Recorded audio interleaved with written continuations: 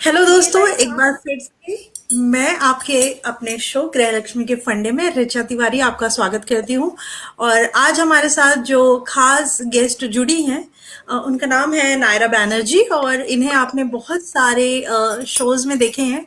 और अभी इनका शो आ रहा है, जिनके बारे में हम बात करेंगे। नायरा, आपका हमारे शो गृह लक्ष्मी के फंडे में बहुत बहुत स्वागत है। शुक्रिया, थैंक यू।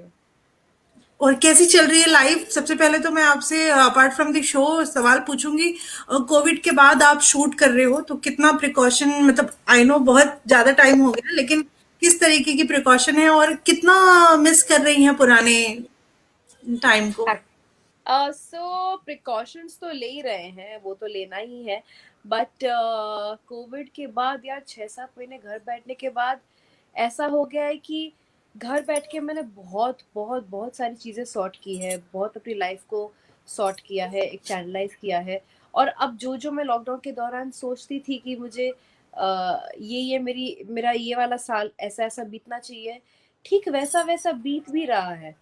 एंड मतलब साइलेंस में बैठ के खुद के एनर्जीज को चैनलाइज करना, सोचना कि आपकी लाइफ को आपको किस दिशा में लेके जाना है, किस तरह से आप अपनी ज़िंदगी को देखना चाहते हैं। वो साइलेंस में अपने आप में बैठ के सारी चीज़ें, सारी बैगेजेस, सारे प्रॉब्लम, सारे टेंशन्स को बाजू में रख के जब आप सोचते हैं ना, तो एक क्लैरिटी मिलती है और सच में वो सब कुछ होता है। तो अच्छा लग रहा है कि मैं काम कर रही हूँ। मैंने लॉकडाउन के बाद तुरंत एक शो लिया जो काफ़ी टाइम चला। एंड मेरे मन में ही था कि वो शो खत्म होते ही मुझे सिर्फ वेब फिल्म ऐसा करना है। एंड बीच में एक शो भी उठाना है जो 6 महीने का होगा। जो होता है ना, कुछ ही एपिसोड्स के वाले शोज होते हैं। तो मैं इसलिए ऐसा क्यों करती हूँ, क्योंकि आई मीन ये तो बहुत अच्छी बात है, जो लोग रेगुलरली शो कर रहे हैं उनको पर डे मिलता है, रोज बहुत कमा लेते हैं। लेकिन मैं एज एन एक्टर बहुत जल्दी ये भी हो जाती हूँ, एक ही रोल में बहुत लंबे अरसे तक नहीं कर पाती। मुझे मतलब मन मेरी जो इच्छा है वो मर जाती है, सिर्फ पैसों के लिए मैं काम नहीं करना चाहती। तो ऐसा है कि जीना भी मैं अलग चाहती अलग। हैं उस किरदार को आप? उस हाँ, किरदार को जीना भी चाहती हैं? हाँ। तो एक ही चीज आप बहुत टाइम तक जियोगे तो बहुत मोनोटोनस हो जाता है। एज एन एक्टर मुझे अलग अलग चीजें करनी है। अभी मैंने दिव्य दृष्टि में रोल किया जो एक सुपर पावर का लड़की का रोल था। एक्सक्यूज मी मैडम किया जिसमें मैं एक बॉस थी, बहुत हॉट सेक्सी बॉस थी। अभी मैंने जो ये किया, जो मैं एक फोन डेटिंग ऑपरेटर हूँ। सब चीजों में एक चीज कॉमन है कि लड़की मेंटली बड़ी स्ट्रांग है, पर्सनालिटी है, एटीट्यूड है, लेकिन अलग अलग स्टोरी में है। सो मैं बहुत इंजॉय करती हूँ ऐसे रोल्स को प्ले करने में। एंड अच्छा लग रहा है। अभी तो हेलो जी का भी रिलीज हो गया है। अभी भी लोग मुझे जो जो हेलो जी देख रहे हैं उनके रिस्पॉन्सेज आ रहे हैं। उन्होंने एक ही रात में सारे के सारे एपिसोड्स खत्म कर दिए। मैं बहुत खुश नसीब मान रही हूँ कि इतना पसंद आया और सीजन 2 का इंतजार हो रहा है। आई होप सीजन 2 बने। एंड अच्छा लग रहा है। अभी मैं रेस्ट कर रही हूँ, अभी भी प्रमोशनल एक्टिविटी चल रही है, थोड़ा घर का काम करना, रेस्ट करना कर रही हूँ। लेकिन मैं आशा करती हूँ कि अगले 2 हफ्ते के अंदर मैं किसी दूसरे सेट पे पहुंच जाऊँ। चलिए, बहुत अच्छी बात है। और मैं क्या बोलते हैं, हम सब चाहेंगे कि आप दूसरे शो में जाएं और फिर से हमारे साथ आए। तो हमारे शो की ओर आगे बढ़ते हैं, और मेरा सबसे पहला जो इसी कड़ी में जुड़ा हुआ सवाल है वो ये है कि नायरा अपने आप को किस टाइप की गृह लक्ष्मी मानती है? एक्चुअली ये सवाल आपको मेरी मम्मी से पूछना चाहिए। लेकिन अगर मैं खुद को समझूं, मैं ऐसी टाइप की हूँ कि जब काम कर रही हूँ तो काम में मेरा पूरा ध्यान है। और जब घर पे हूँ ना तो मैं घर पे बैठ नहीं पाती हूँ। मुझे साफ सफाई या कुछ ना कुछ करते रहना पड़ता है। मम्मी को मुझे आके बोलना पड़ता है अभी बस कर। अब क्या है ना, मेरी मम्मी को पता है कि ये सारी चीजें खुद कर लेती है, तो वो आराम से बैठ जाती है। तो पता नहीं। वर्कोहलिक गृह लक्ष्मी हैं आप? Hard core workaholic. मैं चुपचाप नहीं बैठ सकती, मैं शांति से नहीं बैठ सकती। मुझे लगता है इसलिए मेरी बॉडी जो है मेंटेन्ड है, क्योंकि जिम में तो जाती हूँ नहीं मैं। तो मुझे अच्छा, लगता है इसलिए क्या मेंटेन्ड हूँ बात मैं। है!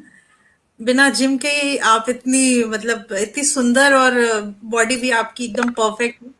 मुझे ऐसा लग रहा है कि मुझे आपसे कुछ टिप्स लेने चाहिए फिर। जिम में होता क्या है, आप डंबल लेके वर्कआउट करते हो, आप फ्री हैंड एक्सरसाइज करते हो, घर पे तो वही मसल यूज होते हैं घर के काम करते हुए, झाड़ू पोछा करोगे तो आपके कमर वमर टाइट हो जाएंगे, हाथ पैर वैर स्ट्रांग हो जाएंगे, बर्तन माजोगे तो आपका अपर बॉडी का वर्कआउट हो जाएगा। तो घर पे इतना जिम हो जाता है, बाहर जाके मेरे को टाइम ही नहीं मिलता। क्या बात है। मेरा दूसरा सवाल जो नायरा ये है कि ये तो आप पर्सनल लाइफ में वर्कहॉलिक है, लेकिन जब आप सेट पे जाती हैं या किसी शो के लिए काम करती हैं, लाइक आप अपने प्रोफेशनल वे में अपने आप को किस टाइप की गृह लक्ष्मी मानती हैं? प्रोफेशनली भी मैं बहुत खुद को रिस्पॉन्सिबल मानती हूँ। यू वोंट बिलीव, ये चीज़ सब लोग बहुत तारीफ कर रहे हैं कि 22 दिन की शूटिंग में नायरा की तबीयत भी खराब थी। नायरा उज्जैन में ऐसी जगह शूट करी थी जहाँ पे पब्लिक इतनी थी, 15-15 घंटे काम करी थी, सोती थी सिर्फ 4-5 घंटे, लेकिन एक बार भी उसके मुंह से ऐसा ऐसे थकावट या फिर उफ या फिर मुझे जाना है घर या फिर आज बस करो, ऐसा एक बार भी नहीं आया, क्योंकि मैं अंदर से इतना खुद को रिस्पॉन्सिबल फील करती थी कि ये मेरी रिस्पॉन्सिबिलिटी है, मैं इस शो की लीड हूँ, तो मुझे वो एनर्जी सबके तरफ देना है, मुझे वो वाइब्रेट करना है एनर्जी, ताकि लोग बैठ ना जाए। अगर मैं बैठ गई, अगर अगर कैप्टन ऑफ द शिप, मतलब मैं कैप्टन तो ऑब्वियसली डायरेक्टर सर है, लेकिन अगर मैं उनकी लीडिंग लेडी होकर अगर मैं उतना ही रेस्पेक्ट और उतना ही पावर अपने डायरेक्टर को ना दूं और प्रोडक्शन को ना दूं, सपोर्ट ना दूं, तो कैसे काम चलेगा। और हम सबको डे वन से पता था कि शेड्यूल बहुत स्ट्रिक्ट है, इसलिए हमारे 10 दिन वर्कशॉप हुए थे। कभी भी जिंदगी में 10 दिन का वर्कशॉप नहीं हुआ है जितने हमारे हुए थे। हमने एक एक सीन को बहुत अच्छी तरह से शूट किया है वर्कशॉप्स पे, समझा है जोन को, इम्प्रोवाइज किया है, खुद की नजरों से देखा है कि हम लोग कैसे परफॉर्म कर रहे हैं, क्योंकि सर उस शूट को मॉक शूट में शूट करते थे, हमें दिखाते थे देखो तुम ऐसा है, तुमको थोड़ा ऐसा करना चाहिए। इतनी प्रिपरेशन हमको जब पहले से मिल चुकी थी, और मुझे जब पता है कि मैं हर एक सीन में हूँ, ये मेरी रिस्पॉन्सिबिलिटी थी कि मैं उसको सर को उतना सपोर्ट देती रहूं और मेरे तरफ से कोई भी प्रॉब्लम प्रोडक्शन को या डायरेक्शन को ना आए। तो आई थिंक मैं एक बहुत ही रिस्पॉन्सिबल गृह और लक्ष्मी। वर्कहॉलिक लक्ष्मी। आपने अभी बताया कि आप उज्जैन में शूट कर रही थी, तो पूरी शूटिंग उज्जैन में मतलब आसपास हुई है, महाकाल के आसपास या कहीं और अलग, मतलब जी उज्जैन में क्यों? जी, तो महाकाल के बेस। आसपास ही था। एंड उज्जैन, क्योंकि देखो स्मॉल टाउन दिखाया, अभी स्मॉल टाउन भी ना बहुत एडवांस हो चुका है, कितने सारे स्मॉल टाउन भी बहुत एडवांस हो चुके हैं, लेकिन उज्जैन एक बहुत ही इनोसेंट इनोसेंट सिटी दिख रहा था।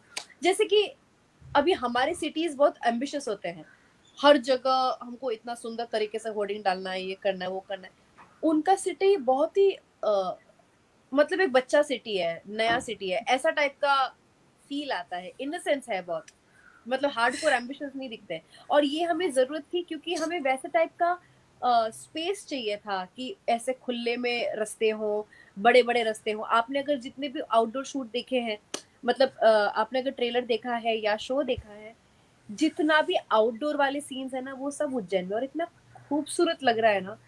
लेकिन क्राउड को, मतलब दिव्या दृष्टि के फैंस बहुत है मेरे उज्जैन में, और उन्होंने तो देखकर मतलब वो लोग एकदम पागल हो गए थे कि नायरा दीदी यहाँ पे आई हुई है। पूरे यूट्यूब में, इंस्टाग्राम में, हर जगह मेरे भागने दौड़ने के वीडियोस लगे हुए हैं, एंड इट्स सो मच क्या प्लेजर बात। To see that, it's so cute. चलिए, ऐसे ही आपके फैन्स बने रहें और आप हमारे शो में बार-बार आती रहें। और जी इसी कड़ी में अगला जो मेरा सवाल है कि एक सेलिब्रिटी होना भी बहुत बड़ी बात होती है, क्योंकि बहुत सारी चीज़ें मैनेज करनी पड़ती है। तो आप अपने मतलब घर और काम को कैसे मैनेज करती हैं? जिसमें मतलब मैं आपको ब्रीफ कर दूँ, जिसमें फैमिली को भी टाइम देना है, मम्मा को भी टाइम देना है, दोस्तों को भी टाइम देना है, फिर काम भी करना है। तो ये कैसे आप अपना टाइम निकाल पाती हैं? कैसे मैनेज करती हैं बेसिकली? सी, मेरा सुबह का टाइम जो होता है वो मम्मी के साथ चाय में होता है, मैं और मम्मी एक ही बेड पे सोते हैं, तो वो मेरे लिए चाय लेके आती है, एंड देन फिर मैं अपना दिन प्लान करती हूँ कि कैसे क्या करना है। फिर मैं अपने सारे उसी तरह से, अगर अंधेरी वेस्ट में मेरे सारे काम हैं, तो अंधेरी वेस्ट के सारे काम निपटा के, अंधेरी वेस्ट में जो मेरे दोस्त लोग हैं वो मिलना चाहते हैं, उनको मिलके फिर घर पे वापस आना, फिर रात का डिनर मम्मी के साथ करना। तो morning morning mom, afternoon work, evening friend. बस मेरा खुद के लिए टाइम नहीं निकल पाता, वो कभी कभी मुझे बड़ा इरिटेट होता है कि लाइक क्योंकि मुझे भी साइलेंट में बैठना है, मुझे सोचना है कि मैं पूरा दिन में क्या कर रही हूँ, मुझे क्या चाहिए, मुझे किस चीज़ पे काम करना चाहिए, वो सब चीज़ें मुझे भी सोचनी है। तो और एक चीज़ मैंने अपने बारे में नोटिस किया है, जब तक मुझे प्रेशर कुकर में ना डालो ना, तब तक मेरे में एनर्जी, मतलब मैं लेज़ी हो जाती हूँ। मैं हूँ वर्कहॉलिक, लेकिन मैं बहुत लेज़ी भी हूँ। मुझे जब तक आग नहीं लगी होती है ना कि अरे यार ये खत्म करना है, वो खत्म करना मेरा अगला सवाल नायरा आपसे ये है कि ये जो आपका शो है हेलो जी, इस शो के बारे में बताइए और ये बताइए कि जैसे कि आप बता रही हैं बहुत सारे लोग देख चुके होंगे, आप हमारे और देखने वालों के लिए बताइए कि क्या है ये शो और क्यों देखें और क्या यूएसपी है इस शो की, हेलो जी की। सी अभी अभी का जो दौर है, women centric, women empowerment, female oriented, ये सब चीज़ें बहुत बढ़ रही हैं, क्योंकि अभी सोसाइटी को भी विमेन के प्रगति, विमेन का काम, विमेन की लाइफ का इम्पोर्टेंस समझ में आ रहा है। ये शो एक लड़की का है जिसके लाइफ में एक बहुत बड़ा हादसा हुआ था, और उस हादसे की वजह से वो भाग गई अपनी शहर से अपने अपने आप को बचाने के लिए। और तब से जब एक अच्छी गुड लुकिंग लड़की अकेली होती है या भागती है, ऑब्वियसली उसके लाइफ में बहुत सारे लोग आते हैं, उसके पीछे पड़ते हैं, उसको परेशान करते हैं। तो ये बेचारी हर बार भागती रही है अपने आप को बचाने के लिए, अपने आप को सॉर्ट करने के लिए। इस बार भी ऐसा होता है कि वो जो पास्ट है उसका पीछा नहीं छोड़ता, कोई ना कोई इसके पीछे पड़ा रहता है। एंड ये भागते भागते आती है किसी दूसरे शहर में, बहुत बार भाग चुकी है पहले, अभी इस शहर की बात कर रहे हैं। यहाँ पे आती है तो यहाँ पे वो अपने बेस्ट फ्रेंड से मिलती है। बेस्ट फ्रेंड से मिलने के बाद बेस्ट फ्रेंड से मिलने के बाद इधर सेटल होती है, तो बेस्ट फ्रेंड को पता चलता है कि ये फ़ोन डेटिंग ऑपरेटर है। एंड बेस्ट फ्रेंड उसको बहुत भला बुरा कहती है कि तू कैसी टाइप की लड़की है, तू क्या करती है ना। तो एंजेलिना साफ साफ बोल देती है कि मैं सब मैं सिर्फ बातें करती हूँ पैसों के लिए, ज़रूरत है, मैं कोई अमीर बाप की बेटी तो हूँ नहीं, और ना ही मैंने पढ़ी लिखी है कि मैं कुछ काम करूँ। ये ये रास्ता मुझे दिखा, मैंने ले लिया। तो ये लड़की आती है इस नए शहर में। नए शहर में आने के बाद दोस्त को पता चल जाता है कि फ़ोन डेटिंग ऑपरेटर है। पहले तो बहुत गाली गलौज करते हैं, बहुत सुनाते हैं कि तू कैसी लड़की है, कैसी कैसी आवाज़ें निकालती है, जो भी है, जो भी करती है। फिर वो समझाती है कि मैं पढ़ी लिखी तो हूँ नहीं, मैंने हमेशा मुझे भागना पड़ा है, दुनिया ने बहुत कुछ दिखा दिया है मुझे। अब ये सबसे ईज़ी वे था, मैंने किया, अब क्या करूँ? कोई मेरा बिल तो पे नहीं करने वाला, कोई मुझे तो मेरा ख़्याल तो नहीं रखने वाला, मुझे खुद को ही करना है जो करना है। तो ये बात उसको बड़ी अच्छी लगी कि ये बेचारे लोग इतना काम मेहनत करते हैं, काम करते हैं, फिर भी हमेशा पैसे कम पड़ जाते हैं। तो उस घर में मेरी बेस्ट फ्रेंड, उसकी सास, उसकी ये धोबी, उसकी दोस्त, उसका दारू वाला, मतलब सारे लोग झुंड बना के उन लोगों को लगता है कि एंजेलिना दीदी, मतलब भले ही उसने लाइफ में बहुत कुछ सहा होगा, झेला होगा, लेकिन दिमाग बड़ा शातिर है, दिमाग बहुत शार्प है, पर्सनालिटी इतना स्ट्रांग है, कोई फिल्टर नहीं, कोई प्रॉब्लम नहीं, कोई टेंशन नहीं, बिंदास लड़की है, अपने हिसाब से जीती है, अपना पैसा कमाती है, अपने अपने लाइफ जीती है। तो उनको ये चीज़ से प्यार हो गया, एंजेलिना के इस चीज़ से प्यार हो गया, और फिर उन सब ने डिसाइड किया कि वो भी पीएसओ बनेंगे। और इस तरह से कैसे एंजेलिना अपने दोस्तों को एम्पावर करती है, अपने खामियों को स्ट्रॉन्ग करते हैं, मतलब उसको उसको इंडिपेंडेंट करते हैं फाइनेंशियली, एक अच्छा बॉन्ड भी बनाते हैं ताकि लोग अपने हिसाब से जिए। तो ये स्टोरी उस चीज़ के ऊपर है, मतलब इट्स अबाउट एम्पावरिंग योरसेल्व्स। कि जब उनके क्या बोलते हैं उनके बार टेंडर उनके धोबी सब साथ में आपको। हाँ, तो वो सब साथ में आ गए, खुद एक ग्रुप बन गए, और उन्होंने बोला कि ये नायरा दीदी का जो टैलेंट है, जिससे वो पैसे कमा लेती है, और उसको ना कोई टेंशन है, ना कोई फ़िल्टर है, ना बैगेज है, ना प्रॉब्लम है, इतनी बिंदास और स्ट्रॉन्ग लड़की है। हम लोग भी बनना चाहते हैं, हम भी इंडिपेंडेंट होना चाहते हैं, हम भी खुद से पैसे कमाना चाहते हैं। इतनी मेहनत करने के बाद भी अगर पैसे कम कर पड़ते हैं, और हम कोई अनएथिकल, इल्लीगल काम बिना किए अगर पैसे कमा सकते हैं, तो क्यों नहीं? तो बस बन गई एलओजी की टीम। क्या बात है। बहुत सही।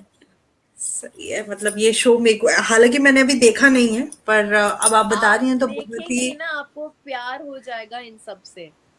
ऐसा। सच्ची बात बोल रही हूँ। चलिए, बहुत अच्छी बात है। नायरा, मेरा अगला सवाल है कि एक जो मतलब एक जो सेलिब्रिटी, एक जो गृह लक्ष्मी होती है, गृह लक्ष्मी के हिसाब से बात कर रहे हैं हम, वो उसकी लाइफ में बहुत सारे क्या बोलते हैं कैरेक्टर होते हैं। वो माँ भी होती है, बेटी भी होती है, तो लाइक अभी तो आप माँ नहीं हैं, लेकिन बेटी हैं, बहन है, किसी के रिश्ते में बुआ लग रही होंगी। तो ये जो सारे रिलेशन है, इसको कैसे मैनेज करती हैं? सी मेरे हिसाब से एक क्योंकि बेटी। सबको टाइम देना रहता है, और आपका काम भी है जिससे आपकी रोजी रोटी आती है, और इन सबको भी मैनेज करना, तो how you manage this thing? मैं एक्चुअली खुद को हेड ऑफ द फैमिली भी मानती हूँ, किसी किसी कुछ थोड़े से हिसाब से, क्योंकि मैंने जब अपने पापा को खो दिया था, तब एक डर सा बैठ गया था कि मुझे अपने भाई को भी देखना है, अपनी माँ को भी देखना है, यू नो। और मेरी फैमिली है बहुत छोटी, हम तीनों ही हैं इस फैमिली में। मेरे मामा मामी वो भी हैं, लेकिन हम लोग ज़्यादा क्लोज हैं। तो मतलब वेकेशन पे जाना, उनको मैं साथ में लेके जाती हूँ। जैसे कि मैंने बोला कि सुबह का वक्त मेरी मम्मी के साथ होता है। जो सुबह भी का वक्त। इम्पोर्टेंट डिसीजंस होते हैं मेरे लाइफ के, वो उनके साथ ही शेयर करती हूँ। और ऐसा होता है कि मुझे खुद के लिए वक्त नहीं निकाल पाती हूँ, लेकिन अ, मम्मी की जो भी रिक्वायरमेंट्स है वो मैं पूरी करने की कोशिश करती हूँ। कभी कभी चिढ़ भी जाती हूँ कि मम्मी, मेरे को इतना सारा सामान, इतना सारा काम करना है, और आप अपने मतलब आप ऐसे ही ये कर रही हो। तो कभी कभी चिढ़ जाती हूँ, लेकिन फिर भी मैं कोशिश तो करती हूँ कि उनको टाइम दूँ, मैं उनको बाहर लेके जाऊँ, डिनर विनर पे लेके जाऊँ। मेरे सारे पार्टीज में मैं मम्मी को लेके जाती हूँ। मूवीज अपने दोस्तों के साथ जाती हूँ तो उस टाइम पे भी मम्मी को ही लेके जाती हूँ। कुछ भी हो, एनी पार्टी वार्टी, anything, I try to take her along. तो वो मेरा वे है उनको दिखाना कि मैं उनके साथ टाइम स्पेंड कर रही हूँ या फिर उनको टाइम दे रही हूँ, ताकि वो अकेला फील ना करें। बट देखते हैं, मुझे लगता है मुझे अपने कम्युनिकेशन में थोड़ा और ध्यान देना पड़ेगा। ऐसा बिल्कुल नहीं है। आप बहुत अच्छी बेटी हैं और बहन भी हैं, और इसी और बहुत सुंदर भी लगती है। इसलिए मेरा जो अगला सवाल है वो ये है कि आप लाइक आपके आपका फैशन फंडा क्या है? मैं फिजिकली बहुत ही कॉन्शियस लड़की नहीं हूँ जैसे मैं पहले हुआ करती थी। वो इसलिए क्योंकि देखो, जब आप अपने बॉडी के साथ बहुत कंफर्टेबल होते हो ना, कि औरतों को बहुत ऐसा होता है कि मैं मोटी हो गई हूँ, मैं पतली हो गई हूँ, मैं ऐसी लग रही हूँ, मैं वैसी लग रही हूँ। मैं इंसान हूँ, जाहिर बात है मैं कभी कभी अच्छी लगूंगी, कभी बुरी लगूंगी, कभी थकेली लगूंगी, कभी एनर्जेटिक लगूंगी। इंसान हूँ, ऐसा लगता है। लेकिन जिस दिन आप ये सब टेंशन छोड़ दोगे ना, एक एक अलग ही कॉन्फिडेंस आता है। अगर आप बुरे भी लग रहे होगे ना, आपका वो ऑरा, आपका जो पर्सनालिटी है ना, वो दूसरे लोग आपको बुरा लगने नहीं देंगे। उनके नहीं हिसाब से देंगे। आप फिर भी सुंदर रहोगे। और ये मतलब कॉन्फिडेंस मेरा होना था। चाहिए बेसिकली। हाँ, तो ये तो झगड़ा कर लिया हमने, तू पागल है, मेरे आंखों के नीचे काले गड्ढे हैं, मेरा ऐसा है वैसा है, और तुम लोग बोलते हो कि मैं अच्छी लग रही हूँ। तो मैंने रियलाइज किया है कि जब मैं भी किसी और अच्छे इंसान को, एक खूबसूरत दिमाग वाले इंसान को मैं देखती हूँ, अगर वो चाहे मोटा हो, पतला हो, थकेला हो या जो भी हो, फिर भी प्यारा क्यों लगता है। तो मैं समझती हूँ जब लोग मुझे यही चीज बोलते हैं। It's about the confidence, it's about a mentality कि मैं एक इंसान हूँ, मैं एक दिन अच्छी लगूंगी, मैं एक दिन बुरी लगूंगी। ये एक्सेप्टेंस की बात हो जाती है, और जिस दिन वो एक्सेप्टेंस होता है ना, तो आप एकदम हल्के फुल्के अच्छे लगते हो। तो कपड़ों के बारे में, मेरा फैशन सेंस मेरा स्टेट ऑफ माइंड है। अगर मैं रिलैक्स्ड हूं ना, तो ऑटोमेटिकली मैं जिस जो भी कपड़ा पहनती हूँ, मैं उसमें बहुत कूल और स्टाइलिश लगती हूँ। और वैसे भी मैं ज्यादा डिजाइन डिजाइन के पीछे नहीं जाती हूँ, मैं बहुत ऑर्डिनरी नॉर्मल कपड़े पहनती हूँ, क्रॉप टॉप्स पहनती हूँ, जो हल्के होते हैं, जो लाइट कपड़े होते हैं। ऐसे टाइट कपड़े इतना नहीं पहनती हूँ मैं। जीन्स, गंजी, टी शर्ट्स, शॉर्ट्स शॉर्ट्स बहुत पहनती हूँ मैं। तो एकदम हल्के कपड़े जिसमें मैं रिलैक्स्ड फील करूँ, और वही मेरा बहुत स्टाइलिश लगता है। वो अलग बात है कि मेरे बाल भी नीले हैं, तो वो एक ऐड करता है अपने पर्सनालिटी को, बट अदरवाइज घुमा फिरा के एक दिन वेस्टर्न, एक दिन सलवार कमीज, मैं घुमा फिरा के पहनती हूँ सब नॉर्मल। आपके ब्यूटी फंडे के बारे में जानना चाहेंगे कि किस तरीके के। एक एक बात तो है कि आप चाहे आपकी स्किन चाहे कितनी भी अच्छी हो, आप कितना भी फेशियल कर लें, कितना भी हेल्दी कर लें, लेकिन अगर आपका मन और दिमाग सही जगह पे ना हो, तो आप फिर भी ऐसे डल लगेंगे। तो बहुत सही बात खूबसूरती, कही आपने। हाँ, तो खूबसूरती सिर्फ त्वचा और मेडिसिन्स और क्रीम्स और जिम से नहीं होता है, वो तो एक्सटर्नल फैक्टर होता है। लेकिन अगर आप मेरा रेजिमेंट फिर भी जानना चाहोगे, तो मैं बता देती हूँ कि मैं सुबह जब मुँह धोती हूँ तब मुँह धोती हूँ, उसके बाद मैं बॉडी शॉप का रोज़ वाला टोनर लगाती हूँ, फिर मैं काया का मॉइस्चराइज़र लगाती हूँ, फिर मैं न्यूट्रिजेना का सनस्क्रीन लगाती हूँ, और फिर अगर मैं घर के बाहर जा रही हूँ तो मेकअप करती हूँ, नहीं तो घर पे बैठी रहती हूँ। और रात को मैं अपना फेस वॉश करने के बाद, मेकअप वेकअप निकालने के बाद फिर से वही चीज़ करती हूँ, मैं टोनर लगाती हूँ मेरे बॉडी शॉप का रोज़ वाला टोनर, और फिर नाइट क्रीम काया का, और नहीं तो मैं ऑयल लगाती हूँ, नहीं तो मैं कोई सीरम लगाती हूँ वही काया का।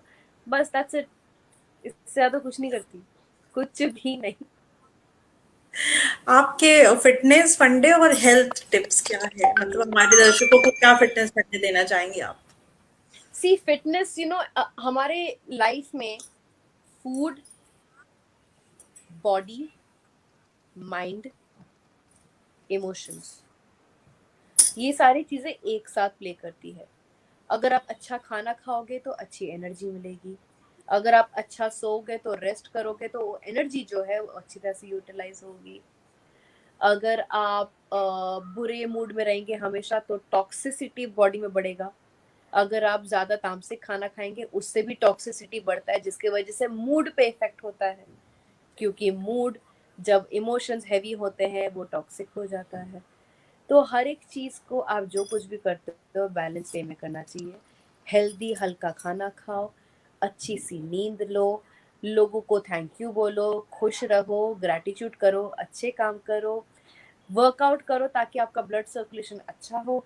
ब्लड सर्कुलेशन अच्छा होगा तो मेटाबॉलिज्म हाई होगा, मेटाबॉलिज्म हाई होगा तो आप मोटे नहीं होंगे, मोटे नहीं होंगे तो आप फिट रहोगे, और जब आप फिट रहोगे तो आप वर्कआउट भी कर पाओगे, और आप काम भी एकदम मस्त कर पाओगे और खुश रह पाओगे।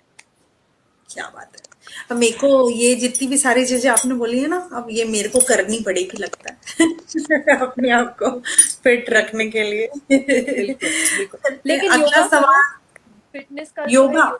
हाँ, योगा सबसे बेस्ट होता है, उससे आपकी ब्लड सर्कुलेशन भी बढ़ती है। मैं नहीं करती हूँ, लेकिन मैं बोल रही हूँ क्योंकि मैं करती थी। योगा बहुत अच्छा है, योगा में ब्लड सर्कुलेशन, ब्रीदिंग एक्सरसाइजेस, आपके लंग्स स्ट्रांग होते हैं, आपके मसल फ्लेक्स होते हैं, आपके स्ट्रेचिंग हो जाती है और फ्लेक्सिबिलिटी बढ़ती है। योगा योगा के बहुत गुण हैं, तो योगा कर लो आप, अगर और कोई एक्सरसाइज नहीं करना है तो। बॉडी बिल्डिंग जिम जाना तो वही वेट उठाना तो बॉडी स्कल्पटिंग होता है, लेकिन एक्चुअल वर्कआउट जो होता है योगा से होता है बेस्ट। ध्यान कर लो या तो योगा कर लो, जिससे बॉडी सही ध्यान रहे। मन का एक्सरसाइज है, योगा बॉडी का एक्सरसाइज है। ऐसा। अच्छा है, आप मुझे बता रही हैं। ध्यान पर और ध्यान योगा करने में से भी कोई बॉडी पूरी। योगा और ध्यान दो अलग चीजें हैं। ध्यान से क्या होता है, आप चुपचाप बैठे हो एक जगह पे, फिर अपने दिमाग हम्म। को चला रहे हो, फिर जो जो थॉट्स आते हैं वो आप समझ रहे हो।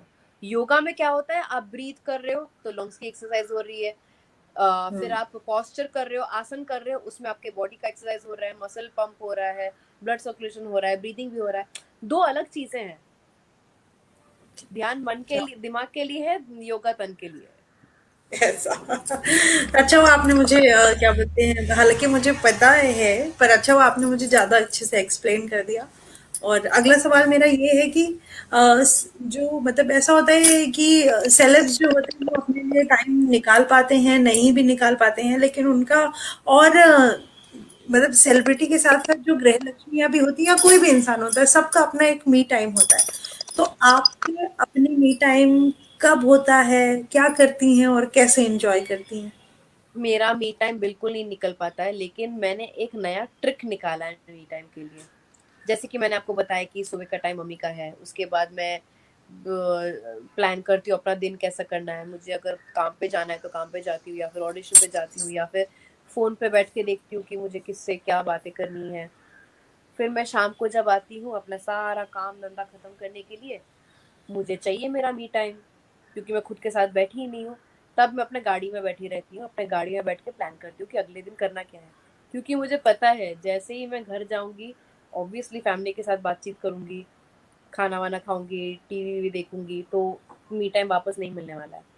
तो यही मेरा मी टाइम होता है, जहाँ पे मैं गाड़ी गाड़ी खुद ड्राइव करती हूँ। मैंने ज़िंदगी में ड्राइवर नहीं रखा है, क्योंकि मैं चाहती नहीं हूँ कि मेरे आस-पास कोई इंसान रहे जब मैं अकेला रहना चाहती हूँ। तो जब मैं ड्राइव करती हूँ, फुल ब्लास्ट म्यूज़िक ऑन करती हूँ, वो मैं एन्जॉय करती हूँ, और फिर घर पे आती हूँ, और नीचे घर पे बिल्डिंग पे आती हूँ, तो 1 घंटा तो पार्किंग अपने पे गाड़ी आके गाड़ी पार्क करके अंदर अपना मी टाइम स्पेंड करते हो, वाह हाँ, व्हाट अ अपना मी टाइम स्पेंड करती हूँ गाड़ी के पार्किंग में। उसके बाद जब मेरे को मम्मी का फ़ोन बार-बार आता रहता है, कब से तू बोल रही है नीचे है, नीचे, नीचे है, फिर मैं जाती हूँ ऊपर।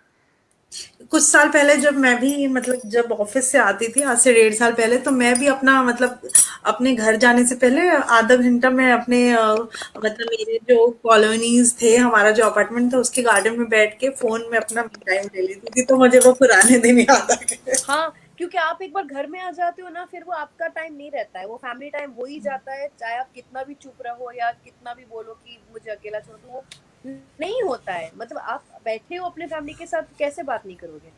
कैसे बात। फिर भी झगड़ा करके, मतलब मैं बोलती हूँ कि मम्मी चुप बैठो यार, मुझे करने दो, मुझे बहुत काम है। तो वो बोलती कि हाँ, अपनी माँ को इग्नोर कर रही है, ऐसा कर रही है। फिर वो इमोशनल ब्लैकमेल शुरू हो जाता है। देन आई एम लाइक, अरे यार, जो भी काम धंधा है मैं नीचे नीचे खत्म करके ही आऊंगी। ऐसा आपसे बात करके बहुत अच्छा लगा। बस जाते जाते आप हमारे दर्शकों को अपने शो के लिए क्या बोलना चाहेंगी, मतलब क्यों ये वो शो देखें और कितना प्यार दें आपको।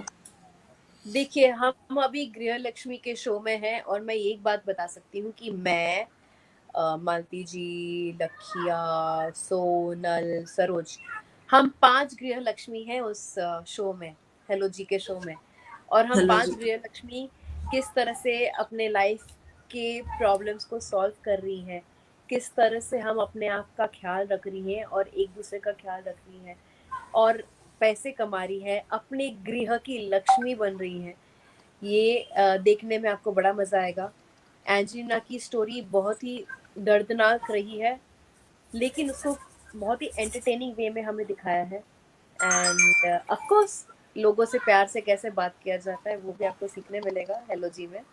तो एंजॉय कीजिए, हैव फन, प्यार स्प्रेड कीजिए, मेहनत कीजिए, उसकी मेहनत पे नाज कीजिए। एंड थैंक यू आपकी ब्लेसिंग्स और आपके सपोर्ट के लिए हमेशा। मैं चाहती हूँ कि ये शो बहुत सुपर हिट हो, और इसका सीजन 2 भी मिले, ताकि और बेहतर तरीके से हम आपको एंटरटेन कर पाए। एंड आशीर्वाद दीजिए। चलिए, एक लास्ट संदेश जो मतलब हमारे व्यूअर्स को और हमारे रीडर्स को आप देना चाहेंगी, गृह लक्ष्मियों को क्या आप ऐसा मैसेज देना चाहेंगी कि कैसे वो अपनी हालांकि अपनी लाइफ को मैनेज करें, या फिर जो भी आप। मैं तो बस यही कहूंगी, देखो, हम हिंदूज के जो भगवान है, गौरी माता, दुर्गा माता, काली माता, ये सारे जो माताएं हैं, वो सारे रूप हमारे अंदर ऑलरेडी हैं। हम सिर्फ एक या दो रूप को ही टैप करते हैं। ये जरूरी है कि हम उन सारे रूपों को पहचानें और अपने आप को कंप्लीट बनाएं, क्योंकि औरत बहुत ही पावरफुल स्पीशी होती है। वो एक औरत को भी जन्म देती है, वो एक मर्द को भी जन्म देती है। तो समझिए वो कितनी पावरफुल हो सकती है। उस चीज को अच्छी तरह से इंटेलिजेंटली यूज कीजिए। And you are the creator of your family, go live your life. क्या बात है, बहुत सही बात कही आपने। बहुत अच्छा लगा आपसे बात करके और बहुत सारी चीजें भी अच्छी जानने को मिली मुझे। तो और भी आइए हमारे शो में आप, और हमारे शो में आने के लिए और अपने फंडे शेयर करने के लिए बहुत बहुत धन्यवाद। Thank you so much Naira. Thank you, thank you. Bye. Bye.